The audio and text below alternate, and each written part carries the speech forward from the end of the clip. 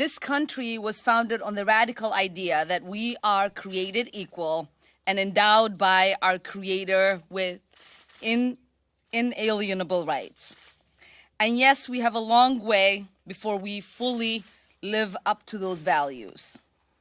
It is for this reason precisely that we have to take action when a president is openly violating the oath he took to the Constitution of the United States and the core values we aspire to.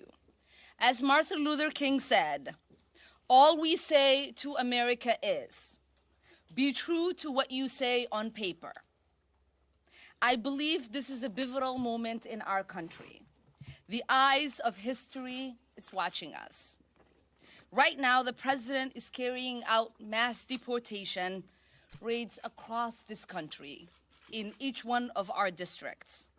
Right now, the president is committing human rights abuses at the border, keeping children in cages, and having human beings drinking out of toilets.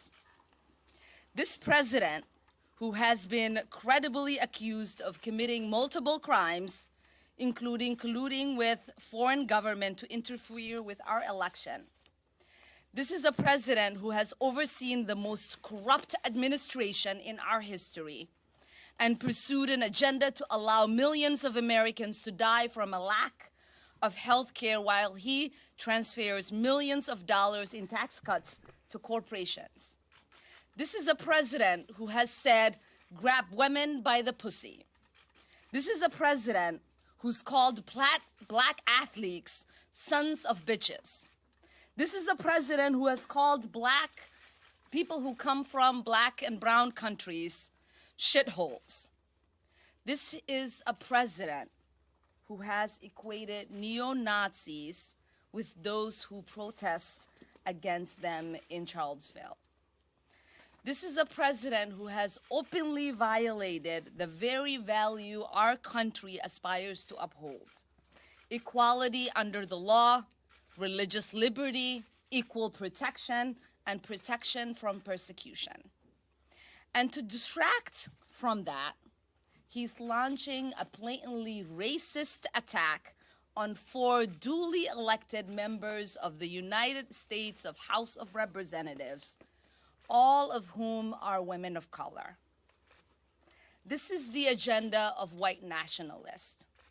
Whether it is happening in chat rooms or it's happening on national TV, and now it's reached the White House garden.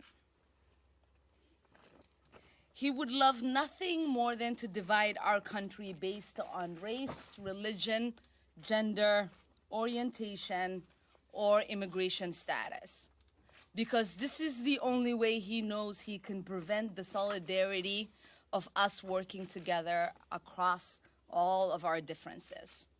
The only way to prevent us confronting the problems our country is facing, whether it is healthcare, climate change, student debt, or our endless wars.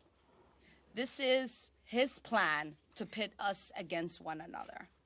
This is how he can continue to enrich his friends and distract us from the detrimental policies that his administration is pushing forth.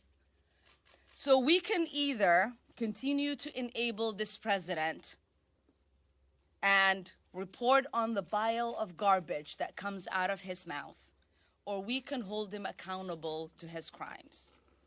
We can continue to turn a blind eye of the multiple crimes he's accused of.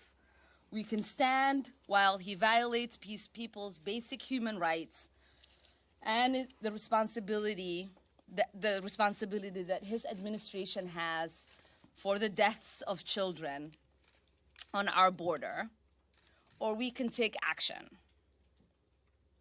I have not made impeachment central to my election or my tenure, but since the day that I'd gotten elected, I'd said to people, it is not if he will be impeached, but when. So it is time for us to stop allowing this president to make a mockery out of our Constitution. It's time for us to impeach this president.